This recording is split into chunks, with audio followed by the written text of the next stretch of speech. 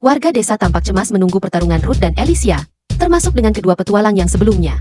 Sampai akhirnya, mereka dikejutkan oleh Alicia yang muncul, dan berkata bahwa monster Baphomet itu melarikan diri dan dikejar oleh rekannya. Selain itu, Alicia meminta sedikit makanan pada warga, di mana mereka langsung memberikannya. Setelahnya, Alicia menemui Ruth yang berada di tengah hutan bersama mayat Baphomet. Alicia sengaja membohongi warga desa kalau Baphomet kabur, agar Ruth bisa bawa mayat monster itu buat dimakan. Akhirnya, Ruth memasak Baphomet itu dan mengubahnya jadi sop kambing. Ruth menambahkan sedikit royco lalu mencicipinya, dan tampak senang karena rasanya. Selain itu, Ruth berhasil mendapat skill milik Baphomet itu.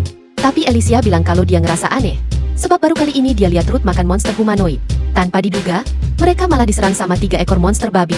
Ketika Alicia mau melawan, Ruth bangkit dan pengen nyoba skill barunya dari Baphomet. Tapi Ruth malah gagal, bikin para babi punya kesempatan buat nyerang. Ruth dan Alicia berhasil menghindar, tapi sop kambing Ruth malah tumpah. Hal itu membuat Ruth kesal dan langsung mengamuk.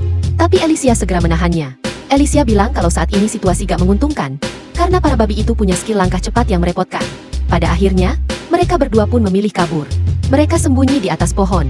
Dan di momen itu, Alicia nyuruh Ruth baca deskripsi skill Baphomet, yang ternyata berhubungan sama insting. Selain itu, syarat pakai sihir adalah magic power, di mana Ruth gak punya jumlah magic power yang dibutuhkan. Alicia pun saranin Ruth, supaya Ruth pakai mana ketimbang magic power.